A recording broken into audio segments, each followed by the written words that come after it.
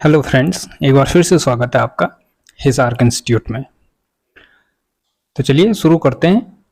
इससे पहले के लेक्चर में हमने बात की थी इंट्रोडक्शन ऑफ प्री हिस्ट्री, और प्री हिस्ट्री के इंट्रोडक्शन के अंदर हमने ये देखा कि प्री हिस्ट्री यानी प्री हिस्ट्री को 3 भागों में बांटा गया है, जिसमें पैलियोलिथिक कल्चर, मेसोलिथिक कल्चर और नियोलिथिक कल्चर तीनों आते हैं। फिर हमने देखा पैलियोलिथिक कल्चर को भी 3 भागों में बांटा गया है। उसमें से पहला है लोअर पैलियोलिथिक, दूसरा मिडिल पैलियोलिथिक और तीसरा अपर पैलियोलिथिक। ये एक क्रोनोलॉजिकल सीक्वेंस है और इनको किस आधार पर बांटा गया है? टूल टाइपोलॉजी के आधार पर, यानी जो औजार थे उनके आकार और प्रकार के आधार पर इनको अलग अलग कालों में विभाजित किया गया। चलिए आज का लेक्चर शुरू करते हैं। आज हमारे पास है background of stone age study and lower Palaeolithic cultures and tool types. तो हमने कहा था कि हम पैलियोलिथिक कल्चर को डिटेल में डिस्कस करेंगे, तो आज हम पहले शुरू कर रहे हैं लोअर पैलियोलिथिक को। Background of lower Palaeolithic culture. देखिए, लोअर पैलियोलिथिक कल्चर पहला कल्चर है जहां से प्री हिस्ट्री शुरू होती है, यानी प्री हिस्ट्री की स्टडी जहां से शुरू होती है उसे लोअर पैलियोलिथिक कल्चर कहते हैं। और लोअर पैलियोलिथिक कल्चर हम जानते हैं प्लीस्टोसीन काल का, प्लीस्टोसीन जो एज है उसी दौरान लोअर पैलियोलिथिक कल्चर भी चल रहा था, यानी कि आइस एज की बात हम कर रहे हैं। इस समय क्लाइमेट में फ्लक्चुएशंस थे, क्लाइमेट स्थिर नहीं था, जलवायु जो थी वो स्थिर नहीं थी। कभी पूरा हिमपात हो जा रहा था, हिमपात यानी पूरी बर्फ से पूरा ढक जा रहा था, और कभी कभी अंतर हिमकाल कहते हैं। एक हिमकाल होता है, एक अंतर हिमकाल होता है, यानी एक ग्लेशियल होता है, एक इंटरग्लेशियल होता है। तो इंटरग्लेशियल में क्या होता है कि तापमान थोड़ा गर्म हो जाता है और बर्फ पिघलनी शुरू हो जाती है। चलिए background of lower Palaeolithic culture. देखिए बैकग्राउंड में क्या है, जब ह्यूमन की हम बात करते हैं, ह्यूमन जो क्लासिफिकेशन है, जो बायोलॉजिकल क्लासिफिकेशन है, उसमें जब ह्यूमंस की बात करेंगे, जैसे हम कहते हैं कि बंदर हमारा सबसे नजदीक है, बंदर, गोरिल्ला, चिंपैंजी, इनको ओरंगुटान को सबसे नजदीक माना गया है। और इस ऐसे चलते चलते चलते हम जीवों की तरफ जाते रहते हैं कि कहाँ से हम इवॉल्व हुए। तो ये सारे क्या हैं, जैसे मंकी हो गए, एप्स हो गए, प्रोसिमियंस हो गए, ये क्या है, इनकी और आज की होमोसेपियंस की एक ही क्लास है, और वो क्लास है मैमेलिया, यानी हम मैमल्स हैं। और मैमल्स में और भी जीव आते हैं। साथ ही ऑर्डर है प्राइमेट्स, यहाँ पे ऑर्डर में प्राइमेट्स हैं। साथ ही इनसे हमारा क्या अलग है, हम इनसे क्यों अलग हैं? तो हमारी स्पीसीज जो है, प्रजाति जो है, सेपियंस। तो होमो हमारा जीनस है और सेपियंस हमारी प्रजाति है, इसीलिए हमें कहते हैं होमोसेपियंस। और अब आ गया होमोसेपियंस सेपियंस। जितने भी हम निएंडरथल, इरेक्टस जिनकी भी बात करते हैं, ये सारी प्रजातियां हैं। और जो ये प्रजातियां हैं, जो होमोनिन है, होमो हमने कहा, होमो क्या है, जीनस है। देखो जीनस और स्पीसीज में अंतर क्या होता है? एक जीनस होता है जिसमें एक जैसे दिखने वाले प्राणी एक जीनस के अंदर आते हैं, जैसे कुत्ता हो गया, सियार हो गया, भेड़िया हो गया, ये सारे एक जीनस के हैं। लेकिन स्पीसीज क्या होगी, प्रजातियां क्या होगी, जैसे हमारे यहाँ होता है अलग अलग कुत्ते होते हैं, जैसे बुलडॉग हो गया और जर्मन शेफर्ड हो गया, ये इनकी प्रजातियां होगी। देखो एक प्रजाति के अंदर आपस में संतति उत्पन्न कर सकते हैं, यानी वो लेकिन जीनस के अंदर क्रॉस ब्रीड नहीं कर सकते, वो बच्चा पैदा नहीं कर सकते हैं। तो एक ही स्पीसीज के अंदर रह के जो अपनी नई पीढ़ी को चला सकते हैं उसे प्रजाति कहते हैं, और जीनस इसका बड़ा स्वरूप हो गया। क्या हुआ कि दक्षिण पूर्वी और मध्य अफ्रीका में, यानी southern, eastern and central Africa में कुछ ऐसे फॉसिल्स पाए गए जिनको कि होमोनिड शाखा से जोड़ा गया है, यानी होमोनिड स्पीसीज को से जोड़ा गया। और इनकी डेट थी 60 लाख से 2 लाख साल पहले, 20 लाख साल पहले, सॉरी। और इनके जो फीचर्स थे, इनका फीचर एक तो ये था कि दोनों पैरों पे चलना शुरू हो गया था। हमने कहा जैसे हम ऑस्ट्रेलोपिथेकस को देखते हैं, ऑस्ट्रेलोपिथेकस एनामेंसिस, एफ्रेंसिस, ऑस्ट्रेलोपिथेकस अफ्रीकेनस, फिर धीरे धीरे धीरे आते आते हम देखते हैं रोबस्टस देखते हैं, और ऐसे, तो ये धीरे धीरे क्या हो गया, पैरों पर चलना शुरू हो गया था।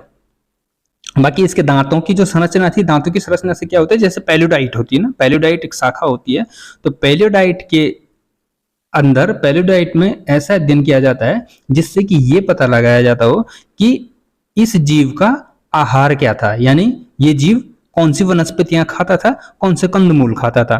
तो इनके आधार पर ऐसा लगा कि ये जीव जो है एप से थोड़ा आगे निकल चुके हैं और होमोनिड से थोड़ा पीछे, यानी बीच के। तो कौन हो सकते हैं ये, ऑस्ट्रेलोपिथेसीन, जो कि होमोनिड से और एप्स के बीच में एग्जिस्ट करते हैं। ये ऑस्ट्रेलोपिथेसीन, जिसको कि सदर्न एप्स भी कहा गया है। और हमने पहले भी बात की थी ऑस्ट्रेलोपिथेसीन, यानी जिसमें ऑस्ट्रेलोपिथेकस की सारी स्पीसीज आती हैं, इसको ह्यूमन का डायरेक्ट एंसेस्टर नहीं माना गया है। क्यों नहीं माना गया है और उस पर क्या डिबेट्स हैं, उसकी बात हम आगे करेंगे। देखिए अब क्या हो रहा था, जिस काल की हम बात कर रहे हैं, हम लोअर पैलियोलिथिक की अगर बात करें तो हम प्लीस्टोसीन की बात कर रहे हैं, है ना, टर्सरी और क्वाटरनरी। क्वाटरनरी को भी दो भागों में बांटा गया है, पहला है प्लीस्टोसीन, दूसरा है होलोसीन। होलोसीन उस काल को कहते हैं जहां से मेसोलिथिक की शुरुआत होती है। बाकी प्लीस्टोसीन में हमारा जितना भी लोअर, मिडिल और अपर पैलियोलिथिक है वो सारा आता है हमारा प्लीस्टोसीन में। तो जो ट्रांजैक्शन फेज था टर्सरी से क्वाटरनरी की तरफ, तो टर्सरी का जो लास्ट फेज है उसे कहते हैं प्लाइसीन। और ये जो ट्रांजैक्शनल फेज था ये था आज से कम 20 लाख से 17 लाख साल पहले। यहां पे कुछ होमोजीनस दिखने शुरू हो जाते हैं। होमोजीनस मींस जिसमें क्या है, होमो रुडोल्फेंसिस, होमो हैबिलस और होमो इर्गास्टर।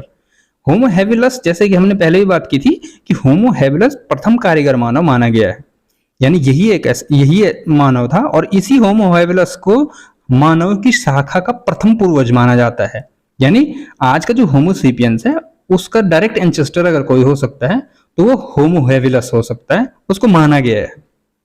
होमो इर्गास्टर ये होमो इरेक्टस के आसपास और उसके समकालीन ही थे। देन इसी को आगे बढ़ते हुए बाद में जब ये शाखाएं आगे बढ़ती हैं तो हम देखते हैं होमो इरेक्टस देखते हैं, होमो हाइडेलबर्गेंसिस देखते हैं। होमो हाइडेलबर्गेंसिस भी इरेक्टस से जुड़ा हुआ है। देन होमो निएंडरथल देखते हैं। निएंडरथल का हमने बात की जिसने रिचुअल्स करने शुरू कर दिए थे, दफनाने शुरू कर दिए थे अपने पूर्वजों को, अपने जो भी इनके मृतक थे उनको दफनाना शुरू कर दिया था। देन फाइनली हम आते हैं हमारी जो स्पीसीज है अपनी होमोसेपियंस पे। चलिए आगे बढ़ते हैं, आशा करता हूं आपको समझ आ रहा होगा। देखिए अब बात करते हैं थोड़ा प्रीहिस्ट्री की स्टडी की। लोअर पैलियोलिथिक में जो टूल्स हैं वो कैसे मिले, किसको मिले, किसने पहले क्लेम किया, ये भी तो जरूरी है ना कि किसको पहले पता लगा कि ये जो टूल्स हैं, जो ये पत्थर मिलते हैं, ये इंसान ने बनाए हुए हैं और इनका काल निर्धारण किया जा सकता है। बुसर्ड डी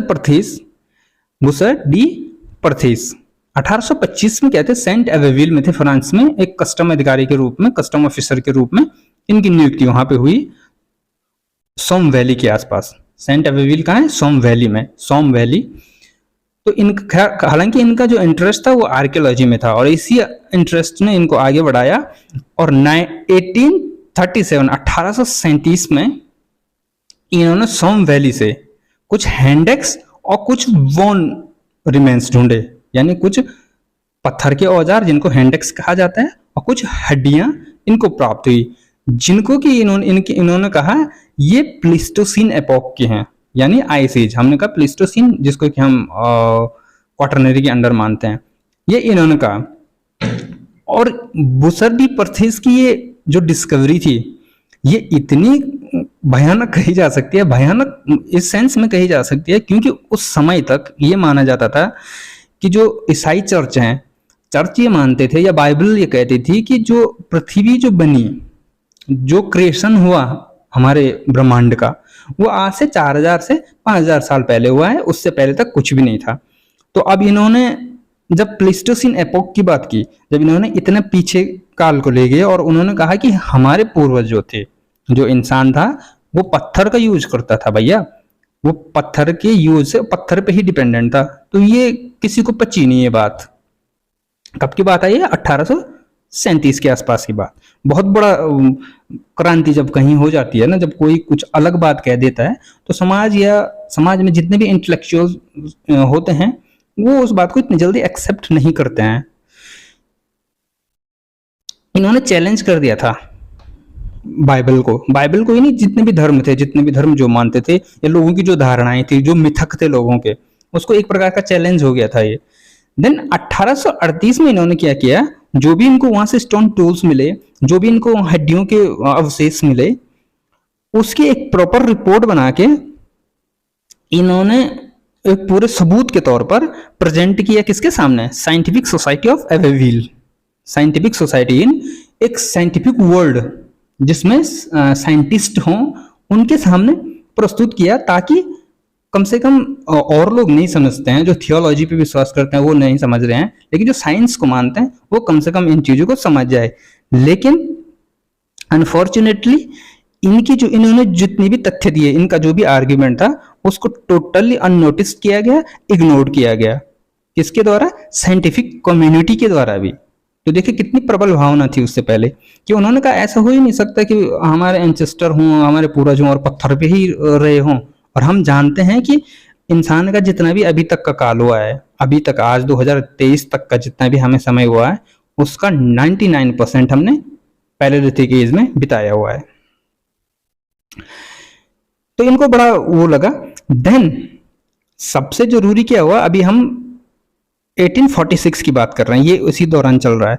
उसके बाद क्या हुआ, 1859 में, जैसे हमने पहले भी बात की थी, चार्ल्स डार्विन की एक किताब आती है जिसका नाम है the origin of species by means of natural selection, ऐसा कुछ है। इस किताब ने क्या किया, हम सभी जानते हैं डार्विन ने क्या थ्योरी दी। इस किताब ने बुसर्द परथेस की जो थ्योरी थी उसको और बल दे दिया और स्ट्रॉन्ग बना दिया। और जब इसको स्ट्रॉन्ग बना दिया, इसको वैलिडेशन देना शुरू कर दिया, देन क्या हुआ, चार्ल्स लायल एक जियोलॉजिस्ट थे। उसके बाद चार्ल्स लायल ने एक किताब लिखी थी, प्रिंसिपल ऑफ जियोलॉजी। कब लिखी थी, 1830 से 33 के आसपास। लेकिन इसका जो 10वां संस्करण आया ना, इसका जो 10th वॉल्यूम आया, उसमें देखिए हम जानते हैं कि जॉन लुबॉक ने पहले पैलेलिथिक और नियोलिथिक दो शब्दों का प्रयोग किया, लेकिन एक आदमी के प्रयोग से इतनी बड़ी बात नहीं होती। लेकिन जब एक जियोलॉजिस्ट चार्ल्स लायल ने अपने 10वें संस्करण में इन दो शब्दों का प्रयोग किया, नियोलिथिक और पैलेलिथिक, तब जाके ये शब्द पूर्ण रूप से प्रचलित हुआ। सब लोग इस शब्द से क्या हुए, परिचित हुए। तो चार्ल्स लायल वहां पे गए जहां से बुसर्द परथेस ने जहां पे कहा था कि यहां से मुझे स्टोन टूल मिले सोम वैली में, ये वहां गए ये देखने के लिए कि जो साइट है या किस तरह की साइट है, इस तरह का अगर कोई दावा किया जा रहा है। और ये सब हुआ कब, जब डार्विन की बुक आई। डार्विन ने भी सैम चर्च को ही चैलेंज किया था ओरिजिन ऑफ स्पीसीज में। देन उसके बाद क्या हुआ, डार्विन का इतना बड़ा इंपैक्ट पड़ गया कि मई 1859 में, उसी साल में 1859 में, तीन लोगों की टीम, ब्रिटिश साइंटिस्ट की 3 लोगों की टीम, जिनमें थे एक थे जोसेफ प्रेस्टविच, एक जियोलॉजिस्ट थे। जियोलॉजिस्ट हम जानते हैं कि जियोलॉजिस्ट क्या करता है, जैसे ज्योग्राफी है, ज्योग्राफी क्या करती है, अर्थ के बाहर की, पृथ्वी के बाहर के संरचनाओं का अध्ययन करती है। और जियोलॉजी क्या करती है, पृथ्वी के अंदर की संरचनाओं का अध्ययन करती है। तो ये जो एक जियोलॉजिस्ट थे हू फॉकनर, एक पैलेंटोलॉजिस्ट थे। पैलेंटोलॉजिस्ट किसे कहते हैं, a person who studies very old dead animal और प्लांट इन फॉसिल। यानी पैलेंटोलॉजिस्ट उसे कहते हैं जो प्लांट और एनिमल के फॉसिल्स का क्या करता है, स्टडी करता है। ठीक है, फॉसिल जब हम कहते हैं तो ऑब्वियसली हम बहुत पहले की बात कर रहे हैं। एक थे, और तीसरे थे जॉन इवांस, ये क्या थे, आर्कियोलॉजिस्ट थे। इन लोगों की टीम गई वहां पे सोम वैली में, जहां से बुसर्द परथेस ने जहां पे क्लेम किया था कि यहाँ से स्टोन टूल मिले हैं और इनको ह्यूमन से एसोसिएट किया जा सके। ये वहां पे गए, इन्होंने पूरा इंस्पेक्शन किया साइट का, वहां के जो टूल मिले, वहां के जो बोन रिमेन्स मिले, इन सबको को रिलेट किया, और ये परथेस की जो थ्योरी थी उससे सहमत हो के आए। इन्होंने कहा हाँ ऐसा हो सकता है कि ये जो स्टोन टूल जो हैं, जो ये पत्थर के औजार हैं, ये ह्यूमन से रिलेटेड हों। देन क्या हुआ, 1931 में, देखिए 1931 में ओल्ड वाई जॉर्ज से हमें ओल्ड वाई जॉर्ज में एक्सप्लोरेशन चल रहा था। कौन एक्सप्लोर कर रहा था इसको? एलएसबी लीकी और उनकी wife Mary Leakey. Olduvai gorge में हमें, ये इथियोपिया में है, अफ्रीका में। ओल्ड वाई जॉर्ज कहाँ है? इथियोपिया, अफ्रीका में। तो इथियोपिया की ओमो वैली में यहां से कुछ स्टोन टूल मिले, कुछ स्टोन ऑब्जेक्ट मिले जिनको कि अर्लिएस्ट टूल माना जाता है। कौन है earliest tool? Olduvai Gorge, Oldowan. इनको क्या कहा गया? Oldowan tool. और ओल्डुआ टूल की डेट कितनी जाती है? 1.85 million years ago. LSB Leakey, इनमें कौन थे? एलएसपी लीकी थे और उनकी जो वाइफ थी मैरी लीकी थी। एलएसपी लीकी जो थे एक पैलियो एंथ्रोपोलॉजिस्ट थे और आर्कियोलॉजिस्ट थे। देखिए पैलियो एंथ्रोपोलॉजिस्ट वो होता है जो एंथ्रोपोलॉजी में ह्यूमन के एवोल्यूशन पे बात करता है, यानी कि मानव के उद्भव की बात जो करता है उसे कहते हैं पैलियो एंथ्रोपोलॉजिस्ट। और साथ ही ये क्या थे? आर्कियोलॉजिस्ट थे। एंड जो इनकी वाइफ थी मैरी लीकी, ये भी पैलियो एंथ्रोपोलॉजिस्ट थी, ये भी ह्यूमन के उद्भव पे। तो मैरी लीकी भी क्या थी? पैलियो एंथ्रोपोलॉजिस्ट थी। पैलियो एंथ्रोपोलॉजिस्ट जैसे हमने कहा ह्यूमन एवोल्यूशन की स्टडी जो करते हैं, उनके वोन्स की स्टडी करते हैं, उनके रहने की, उनके स्टोन टूल्स की स्टडी करते हैं और एक क्रोनोलॉजिकल ऑर्डर में उनको सेट करने का काम किया। एंथ्रोपोलॉजी की एक ब्रांच है ये।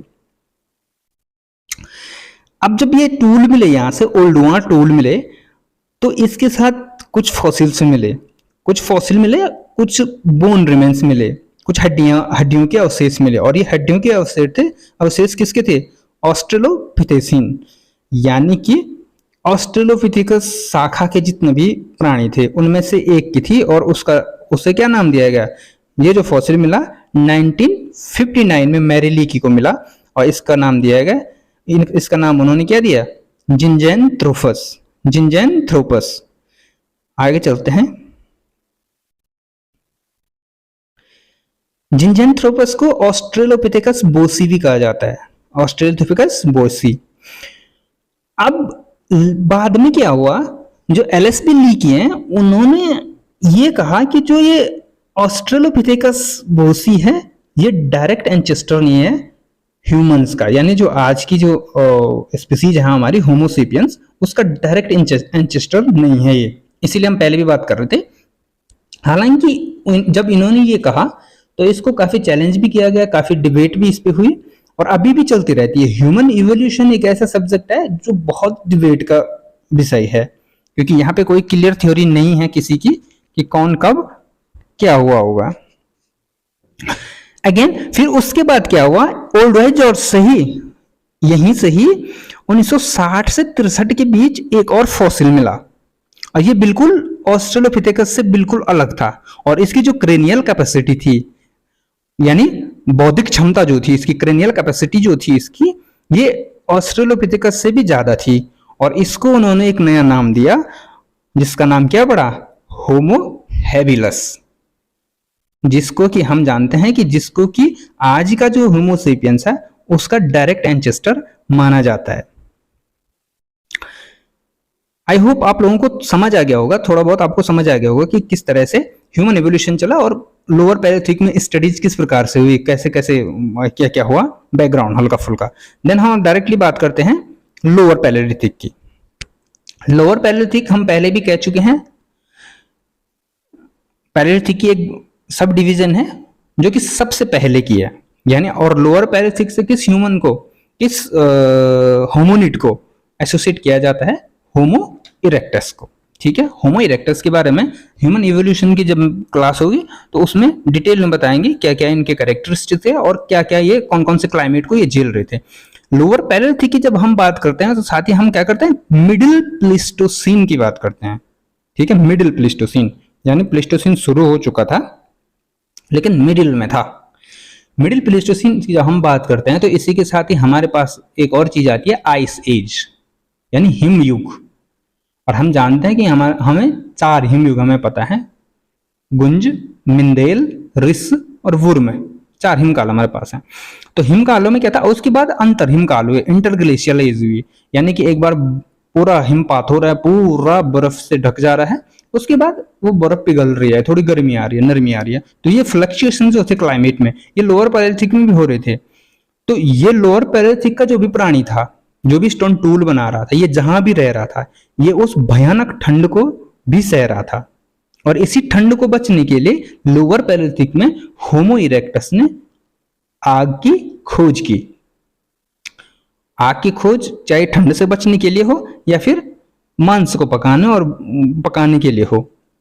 और देन हैंडेक्स भी किससे एसोसिएट किया जाता है? होमो इरेक्टस से। हम जानते हैं लोअर पैलेथिक को अर्ली स्टोन एज भी कहा जाता है, और इसकी जो डेट है 27 लाख से 20 लाख साल पहले तक मानी गई है। चलिए आगे चलते हैं। और इसका जो रहने का हालांकि ये कंदराओं में कहीं पेड़ के खाल पहन के, जानवरों के खाल पहन के, या फिर पहनना तो खैर इसने सीखा ही नहीं था, पहनने की तो प्रोसेस बाद में हुई। ये यूं ही नंग धड़ंग कह सकते हैं, एक तरफ से यूं ही घुमा करता था, और ये सिर्फ डिपेंड था किस पे? शिकार पे। और लोअर पैलेथिक में क्योंकि आइस एज की हम बात करें तो बड़े बड़े जानवर वहां पे थे, मेमथ, हाथी, और बड़े बड़े बुल जो थे, सांड, वो भी बहुत बड़े बड़े थे। आगे चलते हैं। Lower Palaeolithic tool types. देखिए, जब हम लोअर पैलेथिक की बात करते हैं, जब हम इसके क्लाइमेट की बात कर रहे हैं कि बहुत फ्लक्चुएशंस थी, स्थिर जलवायु नहीं थी, और स्थिर जलवायु थी, बदलती रहती थी, कभी गर्म कभी ठंडा, एक्सट्रीम ठंड हो रही है और फिर गर्मी हो जा रही है। तो इसमें टूल्स को जानना जरूरी है। और टाइपोलॉजी हम जानते हैं, टाइपोलॉजी भी एक डेटिंग मेथड होता है। टूल के टाइपोलॉजी के बेस्ड पे हमने कहा था कि इनका डिवीजन हुआ है, सब डिवीजन जो भी हुआ है। और इस टाइपोलॉजी को जो प्रेस्टी में जो लेके आए, जिन्होंने सबसे पहले यूज किया, वो थे जूलियन सेटवार्ड, और इन्होंने 1954 में इसको यूज किया था for classification of stone tool. Okay, और किस बेस पे क्लासिफिकेशन करते थे, किस बेस पे टाइपोलॉजी, किस बेस पे स्टडी की जाती है, किस बेस पे क्लासिफिकेशन होता है? वो होता है या तो लेंथ के बेस पे, विड्थ क्या है किसी भी टूल की, वेट कितना है, मटेरियल कौन सा है, कलर कैसा है, और वॉल्यूम यानी कितनी मात्रा में है। इन सब को देखते हुए उसकी टाइपोलॉजी निर्धारित की जाती है। आगे बढ़ते हैं पेबल टूल्स। देखिए, पेबल किसे कहते हैं? जैसे कि आप इधर चित्र में देख रहे होंगे, पेबल टूल होते हैं जो पेबल टूल्स क्या होता है? एक तो पेबल होता है जो नदियों में ऐसे ही पत्थर मिल जाते हैं, गोल गोल पत्थर, उन्हें पेबल कहते हैं। हमने कहा था ऑस्ट्रेलोपिथेकस एक ऐसा जीव था जो ऐसे पड़े हुए पत्थरों को ऐसे ही यूज करता है, एज ए टूल यूज करता था, बनाता नहीं था उन्हें टूल, तो पेबल ही हुआ करते थे। और लेकिन इन पेबल्स पे जब टूल बनने लगे, इनकी जब फ्लेकिंग की जाने लगे, तो इन्हें फिर क्या कहा जाने लगा? पेबल पे बनाए गए टूल। और इनको कोर टूल भी कहते हैं। कोर टूल का मतलब ये है कि किसी एक पत्थर को, बड़े से पत्थर को, उसी पत्थर पे औजार बनाना, यानी उस पत्थर पे ही कटाई छटाई करके उस पत्थर को या उस स्टोन को एज ए टूल यूज करना, कोर पे टूल बनाना, एक मेन मुख्य पत्थर को ही यूज करना, उसे कोर टूल्स कहते हैं।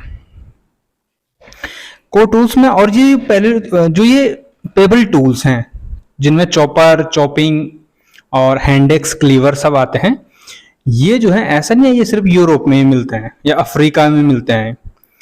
ये साउथ ईस्ट एशिया में बर्मा से मिलते हैं, इंडिया में, हालांकि जो अब एरिया पाकिस्तान में है, सोन वैली से भी चॉपर चॉपिंग टूल मिलते हैं। तो ये बड़ा, जैसे आप चित्र में देख सकते हैं, ये गोल पत्थर हैं, इन पत्थर की फ्लेकिंग करके टूल्स बनाए गए थे, तो इसीलिए इनको पेबल टूल कहा गया था। चलिए आगे बढ़ते हैं। अब देखिए, पेबल टूल भी दो प्रकार के हैं, एक को कहते हैं चॉपर और एक को कहते हैं चॉपिंग। जो चॉपर होता है वो यूनिफेशियल होता है, यानी आप देख रहे होंगे, ये ऊपर वाला चित्र आप देख रहे होंगे कि एक ही पत्थर को यूनिफेशियल मतलब उसकी एक ही साइड से काट छांट कर औजार जैसा बनाना, उस पत्थर को एक ही साइड से फ्लेकिंग करना उस पे, उससे कहते हैं बाइफेशियल या चॉपर। एज ए टूल उसको यूज किया जाता था। और इसका यूज कहाँ होता है? जैसे कि मांस को काटने में, लकड़ी को काटने में, या हड्डियों के जो मज्जा होता है, जो हड्डियों के अंदर जो बोन मैरो होता है, उसको निकालने के लिए, उसको तोड़ने के लिए इसका प्रयोग किया जाता होगा चॉपर का। दूसरा है हमारे पास चॉपिंग टूल। देखिए चॉपिंग्स क्या होते हैं, ये भी टेबल पे ही बनाए जाते हैं, लेकिन ये बाइफेशियल होता है। हमने कहा चॉपर जो होता है ये यूनिफेशियल होता है और चॉपिंग जो होता है ये बाइफेशियल होता है, यानी इस पर दोनों तरफ से फलकीकरण किया जाता है। तो इसके दोनों जो छोर हैं, एक तरफ से इसको काट छांटा गया, फिर दूसरी तरफ से भी काट छांट कर जो बीच वाला हिस्सा है उसको यूज करने लायक बनाने के लिए जिनमें बनाया जाता है उसे चॉपिंग टूल कहते हैं। चलिए आगे बढ़ते हैं। अब हमारे पास आता है हैंड एक्स। हमने कहा लोअर पैलेलिथिक में जो है कौन कौन से टूल यूज होते थे, जैसे चॉपर चॉपिंग हो गए, हैंड एक्स हो गए और क्लीवर हो गए, ये 4 प्रकार के टूल यूज होते थे। हैंड एक्स आता है। हैंड एक्स जैसे शब्द से ही हमें पता लगता है, हैंड और एक्स यानी हाथ से चलाई जाने वाली कुल्हाड़ी। कुल्हाड़ी किस चीज की, स्टोन की कुल्हाड़ी, यानी पत्थर की कुल्हाड़ी, पत्थर की एक्स। ये बाइफेशियल होता था। अब इनमें क्या है कि सिर्फ चॉपर ही यूनिफेशियल होता था, बाकी बाइफेशियल था, क्योंकि इसके तो चारों तरफ फ्लेकिंग होगी ना, जो हैंडेक्स होगा उसकी फ्लेकिंग होगी, उस पर परतें निकाली जाएंगी, उसको उस तरह से मॉडिफाइड किया जाएगा। अब इसको धीरे धीरे लग रहा है कि पहले तो इसने बोल्डर का यूज किया, उसके बाद इसने चॉपर्स का यूज किया जिसमें एक ही तरफ से इसने फ्लेक्स निकाले जिसको कि यूनिफेशियल कहते हैं। देन इसने दोनों तरफ से फ्लेक्स निकालना शुरू किए जिसको कि बाइफेशियल कहते हैं, चॉपिंग टूल कहते हैं। और अब इसने हैंडेक्स का यूज किया जिसके कि हर तरफ से फ्लेकिंग की जाती है, हर तरफ से इस पे बाहर से जो चिप्स हैं, बाहर से जो कवर है वो निकाले जाते हैं। हैंडेक्स बहुत सारे प्रकार के हैं, मुख्यतः हम 2 प्रकार की बात हैंडेक्स की बात करेंगे। पहला एवेविलियन, जिसको चेलियन भी कहा जाता है, चेलियन या एवेविलियन। एवेविलियन हैंडेक्स वही है जो सेंट एवेविल से मिला था, किसको, परथेस को, बुसर्दी परथेस को मिला था ओमो वैली में, सॉरी सोम वैली में। तो सोम वैली में जो मिला था वो एवेविलियन ही ढूंढा था बुसर्दी परथेस ने। इसकी जो एवेविलियन जो है ये हैंडेक्स की क्रोनोलॉजी में सबसे पहला हैंडेक्स माना जाता है।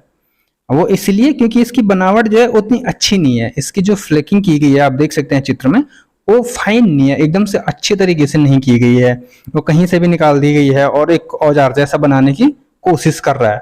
तो जब भी हम डेवलपमेंट की प्रोसेस में देखते हैं, विकास की जब भी हम प्रोसेस देखते हैं, उसमें हम ये देखेंगे कि बेकार से अच्छे की तरफ ना, अच्छे की तरफ बढ़ना। तो पहले तो बेकार टूल बनाए, धीरे धीरे धीरे धीरे अब फाइन टूल बना, अच्छे टूल बनाने शुरू कर रहा है। तो एवेविलियन हैंडेक्स जो है जिसको चेलियन भी कहा जाता है, इसका जो डेट है ये है 60 लाख साल से 40 लाख साल के आसपास इसको रखा जाता है। और जैसे हमने बात की बुसर्दी परथेस ने इसको ढूंढा था। चलिए आगे बढ़ते हैं। एस्यूलियन इंडस्ट्री, अभी तो अब एस्यूलियन को इंडस्ट्री क्यों, एस्यूलियन के हालांकि हैंडेक्स भी होते हैं, एवेविलियन को हमने सिर्फ एवेविलियन कहा। एस्यूलियन इंडस्ट्री इसलिए कहा गया क्योंकि एस्यूलियन के केवल हैंडेक्स ही नहीं मिलते हैं बल्कि एस्यूलियन क्लीवर भी मिलते हैं, इसलिए इसको एस्यूलियन इंडस्ट्री कहा गया है। लोअर पैलेलिथिक हम जानते हैं, लोअर पैलेलिथिक में एस्यूलियन जो है प्रयोग किया जाता था और किसके द्वारा प्रयोग किया गया, होमो इरेक्टस के द्वारा। जैसे हमने कहा आग भी वहीं खोजी गई, आग का प्रयोग चाहे खुद को गर्म रखने के लिए या फिर मांस को पकाने के लिए आग का प्रयोग भी वहीं किया गया। हथियारों में हैंडेक्स जो प्रयोग किया वो होमो इरेक्टस ने प्रयोग किया। देन होमो इरेक्टस के था, जब हम लोअर पैलेलिथिक की बात कर रहे हैं तो उस समय जो क्लाइमेट था उसमें बड़ी फ्लक्चुएशंस थी, स्थिर नहीं था, अस्थिर था। तो इस अस्थिरता से हैंडेक्स का प्रयोग करना शुरू किया। और आप देख सकते हैं चित्र में देख सकते हैं कि बहुत अच्छे तरीके से इसको बनाया गया, हैंडेक्स को बनाया गया है। इसे कहते हैं एस्यूलियन हैंडेक्स, जिसको कि बहुत फाइन तरीके से बनाया गया हो। और एस्यूलियन हैंडेक्स अगर आपको दिख जाए तो अलग से पहचानने में आ जाता है, वो अलग से सुंदर सा बनाया रहता है। एस्यूलियन हैंडेक्स को जॉन फ्रेरे ने, हमने कहा था, सबसे पहले खोजा था कहाँ, सेंट एस्यूल में। और इन्होंने दावा किया था, इन्होंने भी बुसर्दी परथेस की तरह ही दावा किया था कि इसको ह्यूमन जो हाँ हमारे जो पूर्वज हैं उनसे कोरिलेट किया जा सकता है। और देख सकते हैं हम कि धीरे धीरे धीरे धीरे धीरे धीरे धीरे कैसे टेक्निक्स में कैसे इंप्रूवमेंट करता आ रहा है मानव। कौन सा, होमो हैबिलिस और उसके बाद होमो इरेक्टस। चलिए, आशा करता हूँ आप लोगों को समझ में आ रहा होगा। आगे चलते हैं। हमारे पास आता है क्लीवर। अगला कौन सा है? क्लीवर। यह क्लीवर जैसा आप चित्र में देख रहे होंगे, ये एक चाकू की तरह यूज किया जाता था। जैसे मांस को काटने के लिए, पेड़ की टहनियों को काटने के लिए, या घास फूस, कोई भी छोटी मोटी चीजें हैं उनको काटने के लिए क्लीवर का यूज किया जाता था। और क्लीवर जैसे इसमें लिखा गया, इसमें तो यू शेप भी लिखा है, यू और वी दो शेप में मिलते हैं हमें क्लीवर। तो हमने देखा लोअर पैलेलिथिक को देखा। लोअर पैलेलिथिक में हमने क्लाइमेट को देखा, उसके फ्लक्चुएशंस को देखा, आइस एज को देखा, आइस हिमकाल जो है, गुंजमिंदेल, रिसवुर्म, इन सब को देखा। देन हमने कहा इसकी टूल टाइपोलॉजी हमने इसकी देखी। अब अगले लेक्चर में हम बात करेंगे पैलेलिथिक कल्चर्स इन इंडिया। अब हम इंडियन कॉन्टेक्स्ट में बात करेंगे कि इंडिया में कहाँ कहाँ से पैलेलिथिक कल्चर्स मिलते हैं, कैसे कैसे वहाँ पे टूल मिलते हैं। आज के लिए बस इतना ही। यदि वीडियो अच्छा लगा हो तो लाइक कीजिए, शेयर कीजिए और सब्सक्राइब जरूर कीजिए अपने दोस्तों के साथ। Thank you.